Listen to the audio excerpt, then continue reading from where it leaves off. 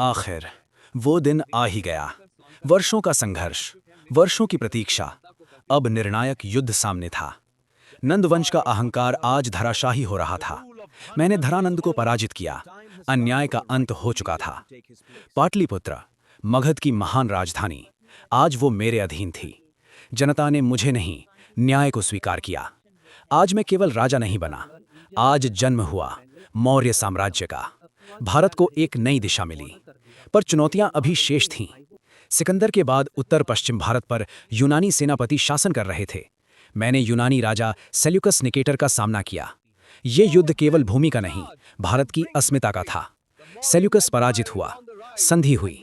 उसने भारत का विशाल भाग सौंपा और वैवाहिक संबंध भी स्वीकार किया। भारत पहली बार एकीकृत साम्राज्य बना।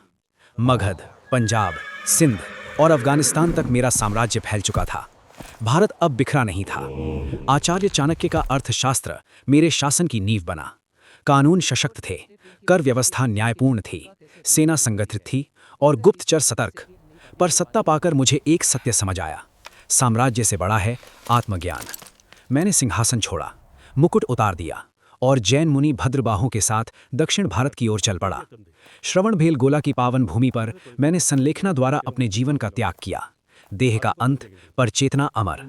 मैं छोड़ गया भारत का पहला विशाल साम्राज्य, विदेशी आक्रमणों से सुरक्षित राष्ट्र और अशोक जैसे महान सम्राट की नींव। याद रखना, साधारण जन्म कभी महान बनने से नहीं रोक सकता।